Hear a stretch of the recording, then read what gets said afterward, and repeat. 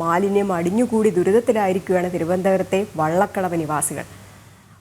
ഒപ്പം ഈ മാലിന്യങ്ങൾ അടിഞ്ഞുകൂടുന്നത് കാരണം ജനങ്ങൾക്ക് നടക്കാൻ പോലും കഴിയാത്ത അവസ്ഥയാണ് അവിടെയുള്ളത്. നൂറുകണക്കിന് വീടുകളും അങ്കണവാടിയും അടക്കം പ്രവർത്തിക്കുന്ന കാരാളി റോഡിലാണ് മാലിന്യങ്ങൾ അടിഞ്ഞുകൂടി ജനം ദുരിതത്തിലായിരിക്കുന്നത്.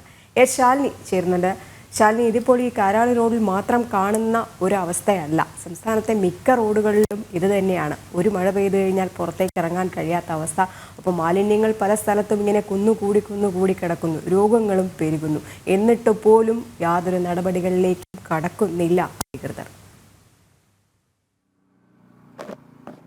രജനി, അത് തന്നെയാണ്. ഒരു വിളപ്പിൽശാല അവസാനിക്കുമ്പോൾ മറ്റൊരു വിളപ്പിൽശാല തലസ്ഥാന ജില്ലയിൽ തലപൊക്കുന്നു എന്നുള്ളതാണ് നമുക്കിപ്പോൾ പറയാൻ കഴിയുക. ഞാനിപ്പോൾ നിൽക്കുന്നത് വള്ളക്കടവ് കാരാളി റോഡിലാണ്. എനിക്ക് പിന്നിൽ കാണുന്നത് പാർവതി പുത്തനാറ് എന്ന് പറയുന്ന ഒരു പക്ഷേ തിരുവനന്തപുരം നഗരത്തിന്റെ ചരിത്രം പേറുന്ന ഒരു തോടാണ്, അല്ലെങ്കിൽ ഒരു വെള്ളത്തിന്റെ ജലസംഭരണിയൊക്കെ ആയിരുന്നു പണ്ടത്തെ കാലത്ത്. ഇന്ന് ആ ജലസംഭരണി കാണാൻ പോകുന്നത് ഇവിടുത്തെ പ്രധാനപ്പെട്ട ചരക്ക് നീക്കം അടക്കം നടന്ന ഒരു നദിയുടെ കാഴ്ചയാണ്. പ്ലാസ്റ്റിക് കൂമ്പാരങ്ങളും മാലിന്യ കൂമ്പാരവും മാത്രമായി പാർവതി പുത്തനാറ് മാറിയിരിക്കുന്ന കാഴ്ചകളാണ്.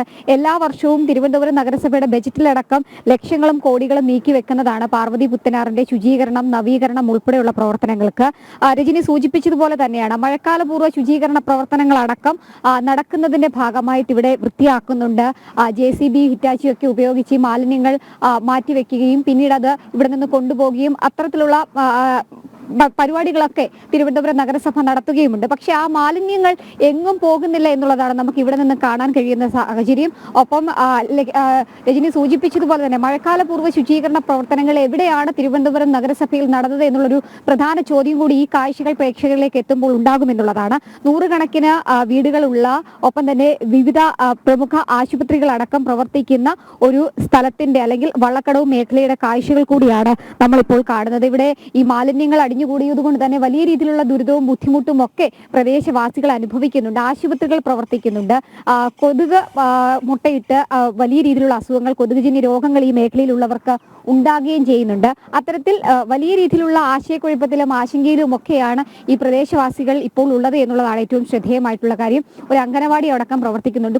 കുരുന്ന് കുട്ടികളാണ് ഇവിടെ ഉള്ളത്. ഈ കുട്ടികൾക്കടക്കം ഈ രോഗബാധ ഉണ്ടാകാനുള്ള സാഹചര്യങ്ങളൊക്കെ ഉണ്ടാവും. പ്രത്യേകിച്ച് ഈ കൊതുകൊക്കെ ഉള്ളതുകൊണ്ട് തന്നെ ഈ കൊതുകുജന്യ രോഗങ്ങളടക്കം കുട്ടികൾക്ക് ഉണ്ടാകുമോ എന്നുള്ളൊരു ആശങ്ക രക്ഷകർത്താക്കൾക്കും അവിടെ ഉണ്ടായിട്ടുള്ള അധ്യാപകർക്കടക്കം ഉണ്ട് എന്നുള്ളതാണ് ഏറ്റവും എടുത്തു പറയേണ്ടത്. എന്നാൽ അവരോട് തന്നെ ചോദിച്ചറിയാം എത്രത്തോളം ആശങ്കയിലൊക്കെയാണ് ഇതിന് സമീപത്ത് ഈ താൽക്കാലികമായിട്ടുള്ള അംഗനവാടിയാണെങ്കിലും പ്രവർത്തിക്കുന്നത് എന്നുള്ളത്. ടീച്ചർ, എങ്ങനെയാണ് ഇവിടുത്തെ കുഞ്ഞുങ്ങളെയൊക്കെ ഈ മാലിന്യത്തിന്റെ ഒക്കെ അടുത്ത് ഉണ്ടാകുമ്പോൾ ഉള്ള ആശങ്കകളൊക്കെ ഉണ്ടോ? നമുക്ക് പൊതുവിൽ പറയുകയാണെങ്കിൽ ഇവിടെ ഈ ചുറ്റളവിലുള്ള മക്കൾ തന്നെയാണ്. അപ്പോൾ അവരുടെ വീടുകളിൽ താമസിക്കുന്ന അതേ ഇത് തന്നെയാണ്, ഫീലിംഗ് തന്നെയാണ് ഇവിടെയും ഉണ്ടാകുന്നത്. പിന്നെ ഞങ്ങൾ കഴിവതും അവരെ സുരക്ഷിതമായിട്ട് തന്നെയാണ് അതിനകത്ത് അംഗൻവാടിക്കകത്ത് ഇരുത്തുന്നതും അവരുടെ കാര്യങ്ങൾ നോക്കുന്നതും. എന്നാലും മാലിന്യം വന്ന് നിറഞ്ഞ് പൊഴി മുറിയുന്നതനുസരിച്ച് ഒഴുകി പോകുകയാണ് ചെയ്യണത്. എന്നാലും സമൂഹത്തിലുള്ള ആൾക്കാർ തന്നെയാണ് ഇതെല്ലാം കൊണ്ടുവന്ന് വേസ്റ്റ് ഡംപ് ചെയ്യുന്നത്. അപ്പോൾ ആദ്യം അവിടെ നിന്നൊരു മാറ്റം ഉണ്ടാവണം, എന്നാൽ മാത്രമേ ഇതിനൊരു പരിഹാരം ഉണ്ടാവുകയുള്ളൂ. എത്ര നമ്മൾ നിയമങ്ങളൊക്കെ കൊണ്ടുവന്നാലും ഈ വേസ്റ്റ് എറിയുന്നതിന് ഒരു കുറവും വരുന്നില്ല. അപ്പോൾ എന്തായാലും കുഞ്ഞുങ്ങളെ ഞങ്ങൾ സുരക്ഷിതമായിട്ട് നമ്മൾ തന്നെ നോക്കുന്നുണ്ട്. അതായത് ഈ ചുറ്റുഭാഗത്തുള്ള എല്ലാ കുട്ടികളുമാണ് വരുന്നത്, 10 പേരുണ്ട്. അപ്പോൾ അതിനനുസരിച്ച് ഞങ്ങളെല്ലാ കാര്യങ്ങളും സുരക്ഷിതമായി ചെയ്യുന്നുണ്ട്. പിന്നെ സമൂഹത്തിലുണ്ടാകുന്ന ഈ മാലിന്യങ്ങളെ ഇനി ഞങ്ങൾക്കായിട്ട് ഒന്നും ചെയ്യാൻ പറ്റൂല. അതിനുള്ള നേതൃത്വം വേണ്ടപ്പെട്ടവർ ചെയ്താൽ മാത്രമേ പറ്റൂ. ഈ സ്ഥലത്തെ നഗരസഭാവാസികളോട് അല്ലെങ്കിൽ ഇവിടുത്തെ പ്രദേശത്ത് പ്രാദേശികമായിട്ടുള്ള ആളുകളോടൊക്കെ പറഞ്ഞിരുന്നു ഇതിനൊരു മാറ്റം വേണം, അല്ലെങ്കിൽ ഒരു ക്ലീനിങ് ചെയ്യണം? അതെല്ലാം പറയുന്നുണ്ട്. ഞങ്ങൾ എല്ലാ കാര്യങ്ങളും പറയുന്നുണ്ട്. അവർ വേണ്ടുന്ന കാര്യങ്ങളൊക്കെ വന്ന് ചെയ്യാറുണ്ട്. കൊതുക് നിവാരണ സമയം ഇതിനൊക്കെ ഉള്ള മരുന്നുകളൊക്കെ അടിക്കാറുണ്ട്. പിന്നെ വേസ്റ്റ് പറയാൻ പറ്റില്ലല്ലോ, ഇപ്പം മൊത്തത്തിൽ ഒരു മഴ വന്നാൽ വെള്ളപ്പൊക്കമാണല്ലോ. അത് പിന്നെ ഈ റോഡ് വലിയ മഴയൊക്കെ വരുമ്പോൾ ഈ റോഡ് മട്ട ഇങ്ങനെ നിറയാറുണ്ട്. പക്ഷേ വേസ്റ്റ് എല്ലാം പോകുന്നുണ്ട്. അപ്പോൾ അതുകൊണ്ട് ഇവിടെ ഇങ്ങനെ ഈ ഫ്രണ്ടിൽ ഇങ്ങനെ ഡംപടിക്കാറില്ല, എല്ലാം വേസ്റ്റ് അങ്ങോട്ട് പോകുന്നുണ്ട്. ആ ഭാഗങ്ങളിലൊക്കെ ഉണ്ട്. ആശങ്കയൊക്കെ ഉണ്ടോ? കുട്ടികളാണ്, കൊതുക് പ്രശ്നങ്ങൾ. അതാ കൊതുക് പെരുകുന്നു എന്നുള്ള ഒരു ആശങ്ക നമുക്കുണ്ട്. നമ്മളിപ്പം വാടക കെട്ടിടത്തിലാണ്. നമുക്ക് സ്വന്തമായിട്ട് ഒരു കെട്ടിടം വേണം. അതിനുവേണ്ടി പരമാവധി നാട്ടുകാരുടെ അടുത്ത് തന്നെ റെസിഡൻസി ഭാരവാഹികളോടൊക്കെ സംസാരിച്ചിട്ടുണ്ട്.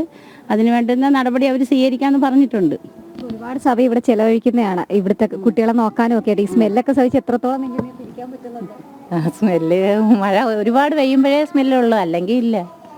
വലിയ സ്മെല്ലില്ല. ഇപ്പോഴും സ്മെല്ലുണ്ട്. മഴ പെയ്യുമ്പോൾ സ്മെല്ല് വരണുണ്ട്. ഇപ്പം മഴക്കാലമൊക്കെയാണ് വരാൻ പോണത്. അപ്പോൾ വീണ്ടും വേസ്റ്റൊക്കെ അടിയുന്നത് പേടിയുണ്ടോ? ഓ, പേടിയുണ്ട്. അവർ സൂചിപ്പിച്ചതുപോലെ തന്നെ തൊട്ടടുത്ത് തന്നെയുള്ള അംഗനവാടിയാണ്. സമീപത്തെ ദൃശ്യങ്ങൾ കണ്ടാൽ ഇനിയും പ്രേക്ഷകർക്ക് മനസ്സിലാവും. ചെളി നിറഞ്ഞ ചെളിവെള്ളമാണ്, കൊതുകുണ്ട്, വേസ്റ്റുകൾ, പ്ലാസ്റ്റിക് മാലിന്യങ്ങളാണ് അതിൽ കൂടുതലും കെട്ടിക്കിടക്കുന്നത്. സ്വാഭാവികമായും അതിൽ വെള്ളം കെട്ടിക്കിടക്കുന്നുണ്ട്, അതിൽ കൊതുക് മുട്ടയിടുന്നുണ്ട്. നമുക്ക് ദൃശ്യങ്ങളിൽ ഒരുപക്ഷെ സൂം ചെയ്ത് കാണിച്ചാൽ പ്രേക്ഷകരിലേക്ക് എത്തിക്കാൻ സാധിക്കും. കുഞ്ഞു കുട്ടികളെയൊക്കെയാണ് ഇത് ഇനി അറ്റാക്ക് ചെയ്യാൻ പോണത് എന്നുള്ളതാണ്. അപ്പം വലിയ രീതിയിലുള്ള അസുഖങ്ങളിലേക്ക് കുട്ടികളെ ബാധിക്കാനുള്ള സാഹചര്യമുണ്ട്. അധികൃതർ കൃത്യമായി കണ്ടു തുറക്കണമെന്നൊരു ആവശ്യമാണ് പ്രദേശത്ത് പ്രവർത്തിക്കുന്ന ഈ അംഗനവാടിയിലെ അധികൃതർ അടക്കമുള്ളവർ വ്യക്തമാക്കുകയും ചെയ്ത്. സമീപത്തൊരു ആശുപത്രിയുണ്ട്, സൂപ്പർ സ്പെഷ്യാലിറ്റി ആശുപത്രിയാണ്. അവിടെയും രോഗികളുണ്ട്. അവിടെ കാണുമ്പോൾ തന്നെ നമ്മുടെ ദൃശ്യങ്ങൾ കാണുന്നത് തന്നെ വളരെ ഭയാനകമായ ദൃശ്യങ്ങളാണ്. കൊതുകുകൾ പെറ്റുപെരുകി അതിങ്ങനെ പറന്ന രോഗങ്ങളൊക്കെ തന്നെ പടർത്തുവാൻ പോവുകയാണ്. ഒപ്പം ശാലിനി നമ്മളോട് പ്രതികരിച്ച ആ ടീച്ചർ, അംഗനവാടിയിലെ അധ്യാപിക നമ്മളോട് പറഞ്ഞൊരു കാര്യം, ആദ്യം സമൂഹം മാറണമെന്നാണ്. കാരണം ഓരോരുത്തരായിട്ട് കൊണ്ടെറിയുകയാണ്, മാലിന്യങ്ങൾ വലിച്ചെറിയുകയാണ്. പിന്നീട് അത് സർക്കാർ അതിന് വേണ്ടിയിട്ടുള്ള നടപടികൾ, ഈ മാലിന്യം നീക്കാൻ വേണ്ടിയിട്ടുള്ള നടപടികളൊന്നും തന്നെ എടുക്കുന്നില്ല. ശാലിനി ആ സൂചിപ്പിച്ചതുപോലെ തന്നെ ഈ നിയമസഭയിലൊക്കെ തന്നെ വലിയ വായിൽ വർത്തമാനമൊക്കെ തന്നെ പറയും. മന്ത്രിമാരടക്കം ബഡ്ജറ്റിൽ ഇത്ര രൂപ വകയിരുത്തും മാലിന്യം നീക്കം ചെയ്യണം എന്നതൊക്കെ തന്നെ പറഞ്ഞ് വലിയ വലിയ പദ്ധതികളൊക്കെ തന്നെ കൊണ്ടാവും. പക്ഷേ അതൊക്കെ തന്നെ എവിടെ നടപ്പിലാക്കുന്നു? അപ്പോഴും ദുരിതം അനുഭവിക്കുന്നത് ജനങ്ങൾ തന്നെയല്ലേ? രജനി, അത് തന്നെയാണ് ഘോരഘോരമായി നിയമസഭയിലും മറ്റ് ചോദ്യോത്തരവേളയിലും ഒക്കെ തന്നെ വകുപ്പ് മന്ത്രിമാർ, ആരോഗ്യമന്ത്രി അടക്കമുള്ളവർ വ്യക്തമാക്കുന്നത്. കോടികൾ വകയിരുത്തുന്നുണ്ട് ശുചീകരണ പ്രവർത്തനങ്ങൾ നടത്താൻ. പക്ഷേ അത് ഓരോ തദ്ദേശ സ്വയംഭരണ സ്ഥാപനങ്ങൾ വഴി ആളുകളിലേക്ക് എത്തുന്നുണ്ടോ, അല്ലെങ്കിൽ എത്തിയാൽ തന്നെ അത് കൃത്യമായി നടപ്പിലാക്കുന്നുണ്ടോ എന്നുള്ളതാണ് ഇവിടെ ചോദ്യചിഹ്നമായി വരുന്നത്. നമ്മളിപ്പോൾ നിൽക്കുന്നത് ഒരു കാലത്ത്, ഞാൻ ആദ്യം സൂചിപ്പിച്ചതുപോലെ തന്നെ, ഒരു കാലത്ത് നിറഞ്ഞൊഴുകിയ ഒരു നദിയാണ്, ഇഷ്ടംപോലെ ചരക്ക് നീക്കം നടന്ന ഒരു നദിയാണ്. സ്വാഭാവികമായും അതിനെ സംരക്ഷിക്കേണ്ട ഉത്തരവാദിത്വം തിരുവനന്തപുരം നഗരസഭയ്ക്കുണ്ട്, തിരുവനന്തപുരം ജില്ലാ ഭരണകൂടത്തിനുണ്ട്. പക്ഷേ അത് നടക്കുന്നില്ല എന്നുള്ളതാണ്. വിമർശനങ്ങൾ ഉയരുമ്പോൾ ഒരു പേരിന് മാത്രം മാലിന്യങ്ങൾ, ഈ തോട്ടിലുള്ള അല്ലെങ്കിൽ ഈ ജലസംഭരണിയിലുള്ള മാലിന്യങ്ങൾ നീക്കി കരക്കി വെക്കുന്നു. പിന്നീട് അടുത്ത മഴ വരുമ്പോൾ ഇത് വീണ്ടും ഒലിച്ച് ഈ വെള്ളത്തിലേക്ക് ഇറങ്ങുന്നു, അത് കെട്ടിക്കിടക്കുന്നു, ആഫ്രിക്കൻ പായലടക്കം പിടിക്കുന്നു. അത്തരത്തിൽ നമുക്ക് ദൃശ്യങ്ങളിൽ കാണാം പലവിധ പ്ലാസ്റ്റിക് മാലിന്യങ്ങളാണ്. വീടുകളിൽ നിന്നുള്ള ശേഖരിച്ചു കൊണ്ടുവരുന്ന ഡയപ്പറുകൾ അടക്കമുള്ള മാലിന്യങ്ങൾ ഇതിലുണ്ട്, കുപ്പികൾ, പ്ലാസ്റ്റിക് വേസ്റ്റുകൾ ഉണ്ട്. കുറവ് കാരണം ഇടപെടുകയാണ്. എത്ര ദുരിതത്തിലാണ് ഓരോ ആളുകളും ജീവിക്കുന്നത്. ഈ മാലിന്യ കൂമ്പാരത്തിൻ്റെ ഇടയിലാണ് ഓരോരുത്തരും ശ്വസിക്കുന്നത് പോലും. ഈ തിരുവനന്തപുരം വള്ളക്കടവ് നിവാസികളുടെ ദുരിത കാഴ്ചയാണ് നമ്മളിപ്പോൾ കണ്ടത്. മഴക്കാലപൂർവ്വ ശുചീകരണ പ്രവർത്തനങ്ങൾ പാളിയതടക്കമാണ് ഈ മാലിന്യങ്ങൾ അടിഞ്ഞുകൂടാൻ കാരണം. നിയമസഭയിൽ പറഞ്ഞാൽ മാത്രം പോരാ, അതൊന്നും തന്നെ പ്രാവർത്തികമാക്കുന്നതിന് വേണ്ടിയിട്ട് വേണം സർക്കാർ ശ്രമം നടത്തുന്നത്. ഒപ്പം പൊതുസമൂഹം കൂടെ ജാഗ്രത കാണിക്കണം. പൊതു ഇടങ്ങളിലടക്കം അല്ലെങ്കിൽ നദികളിലേക്കടക്കം ഈ മാലിന്യങ്ങൾ വലിച്ചെറിയുന്നത് നീക്കിയാൽ മാത്രമേ എത്ര വലിയ ദുരിതം ഇനി ഉണ്ടാവാതിരിക്കണമെങ്കിൽ അങ്ങനെയുള്ള നടപടികളിലേക്കൊക്കെ തന്നെ കടക്കണം. ഒപ്പം സർക്കാർ ഇതിൽ ഇടപെടുകയും വേണം. ശാലിനിയാണ് വിവരങ്ങൾ പങ്കുവച്ചത്.